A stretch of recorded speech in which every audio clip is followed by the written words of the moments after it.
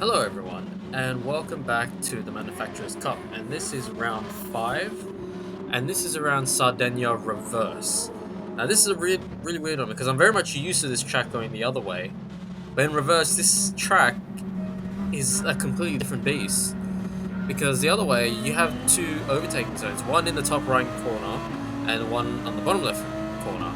Going this way, there's kind of nowhere to attack, because going into turn 1, you have this kinky, which is a single file line. We'll see later on what happens when it's not a single file line. And then the top right corner, you can't really dive for it. The only realistic spot is in the bottom right. I'm really like trying to split this track into like sort of like a compass, but that bottom right that goes around the church. I'll talk about it when we get there. The race, no stops, just medium tires, 12 lap sprint, just like Interlagos with 18 minutes of qualifying. What else do I need to cover? Yeah, that's pretty much it. With no qualifying, because I think you get the story. Everyone is so close. Yeah, it's pretty much the same thing as the last few races. And like I said earlier, the church corner, this is probably the only quote-unquote realistic overtaking zone, but again, there are no good overtaking zones around this track, so this is going to be quite a boring one, to be honest. But this race is, well, last race around Spa was the lesson, the takeaway lesson was to never give up.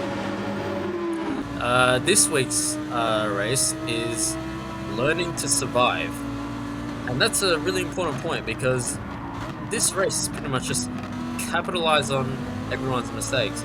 And it's something which I realized through this Manufacturer's Cup journey, is that it's really hard to overtake.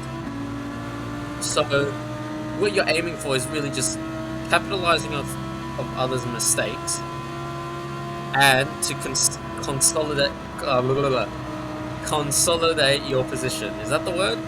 Is that how you say it? Pretty much hold your position, don't lose it. And you see this GTR is really slow. He was in the front group as we go past him, and he has fallen to turn 1 syndrome. And I'll talk about that later, but he's our first victim of it.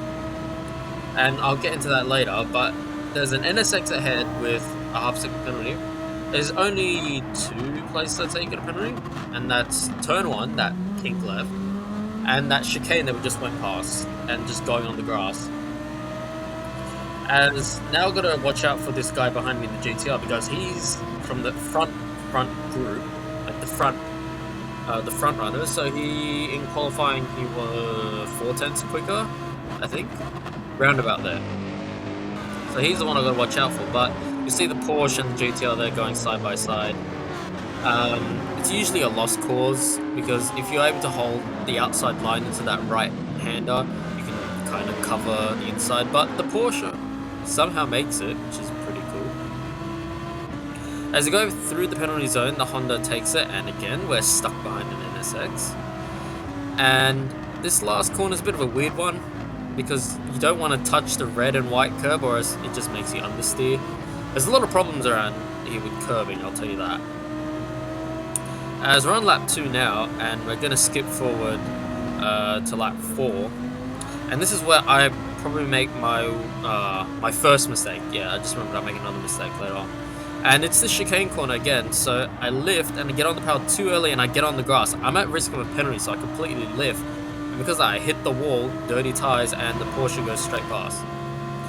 But lap 5, the curbs kinda, you'll see there my car's a bit shaky, a bit wonky going over the curves. And that's the problem, because if you get that shake, your car sometimes will just straight up understeer into the wall. As we go and zoom forward to lap 8, there's a lot of following. The Porsche gets a bit wide on the curbs, and bang, off he goes. His race is done. That's a position for us. This race is pretty much just survive turn 1. Now, compared to everyone else, I was pretty much underdriving the car going through turn 1, because I did not want the situation where I just understeered like hell and just bash into the wall. And you'll see earlier in the film I said this is a single line corner. Well, these two didn't really get the memo.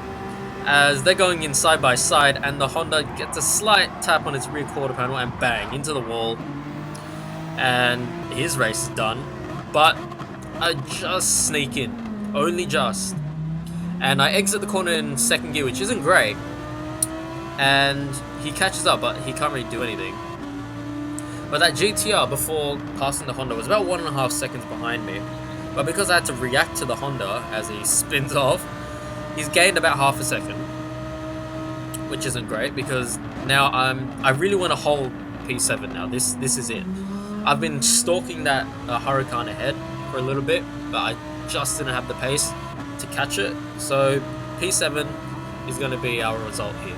But now I gotta hold the damn position, as I'm going to skip ahead to lap 11. I'm just going to close my window real quick. This is probably one of my most troublesome corners, this hairpin on the top of the hill, and I just go really, really wide. Completely missed the apex. And that GTR is pretty much right up behind me now. He's in the range of a toe now. And now we're in danger of losing this position.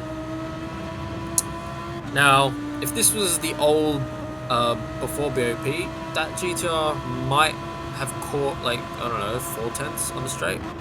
But it's something I realized. The toe is a lot less powerful now, which I think is a good thing, unless you're maybe in like a Supra or like one of those really, really fast cars. But a GTR, yeah, you're fine. As we go through this weird, wonky chicane thing, GTR is still on my tail. 4/10 behind, so now he's going to get a toe down the straight. So we've got one more lap to go, and all I need to do is just hold position. Because again, there's not. I don't see any realistic overtaking spot. Honestly, I'm pretty sure the order hasn't really changed where everyone is, except for those who crashed at turn 1. Let's go down the pit straight for the final time. Take the kink one final time. Is it going to bin us off in the wall? No, because I take it really safely. But the GTR is really close now with that Porsche behind him.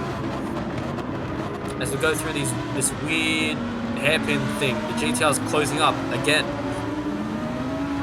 And through this chicane, again, I feel like most of the race I've been taking this chicane really safe because I just do not want to get a penalty or crash into the wall. Either one is horrible. But we're going through the same hairpin hill thing. Get the apex pretty dead on right, get a good launch. And that he's now rounded up 7/10 behind me. Now all I need to do is just park the car, because like I said earlier in the video, this was pretty much the only overtaking spot I could realistically see. As we go through, he's nowhere near close enough, nowhere near. So all I need to do is just play it safe, drive safe, and we've held the position basically through this weird chicane thing, and we're still quite far ahead, 7/10. But this last final bit, I think I take it a little too safe. I know I've been saying about taking safe, but this is a little too safe. I take it way too slow, and he catches right up to the back of me. But we get a somewhat alright exit, so he's caught 2/10 on us there, and we finish with him half a second behind. So no overtaking, which is kind of sucks. I kind of wish PD didn't pick this track, or if they did pick this track, they picked the other way, because the other way is really good for overtaking. This way, nope, it's terrible. There's literally nowhere to overtake. So yeah, sorry for a little bit of a boring one, but hey, sometimes you get good races, sometimes you get bad ones. So I'll see you guys in the next race, which is around Suzuka, which will be very interesting.